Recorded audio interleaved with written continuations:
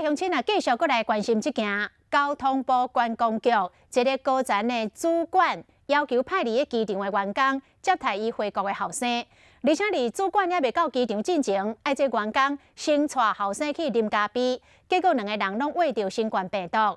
这个主管有去接后生，煞无自主健康管理，搁安尼四界爬走，接触到100外个人，搁甲部长林佳龙做伙来开会。林佳龙讲，这政府是防疫的第一线，官员更加爱高标准来看待，已经加降级调查。若迄位派离的机场的员工，嘛甲病毒喂互伊误会后生。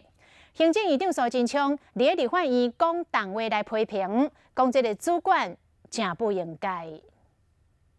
交通部长林佳龙到台中世贸参加导游培训开课典礼，全程拢挂嘴啊，嘛故意甲人保持距离，无握手。合照嘛是伫各自的座位坐好，特别小心，因为观光局一名高层主管的后生20回国了后，28确诊。伫这段期间，高层主管无自主管理，也佮接触过上百个人。27个旬，甚至甲林佳龙开会，两个人伫同一个空间。既然他已经知道儿子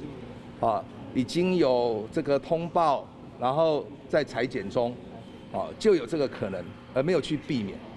就一个政府的官员来讲，尤其是在防疫的第一线，那显然没有做到自己应该负起的责任。观光局高层主管后生回国时，佮要求当人去机场接待，地司接待当人，甲伊5岁后生嘛确诊，行政院长苏贞昌真受气。就是这种官场陋习，早就该改。他自己本身不但知道孩子的状况，孩子没有到位，他也没有到位，还到立法院，还在部里开会，这样影响实在重大。这一方面的错，那造成这么大的这个伤害，我们觉得非常不该。苏贞昌认为，高层主管当天开车接后生是私人行程，嘛无事先请假，也佮造成防疫的漏洞。目前在居家隔离等待采检，交通部已经撤掉伊的主管职，降级处分。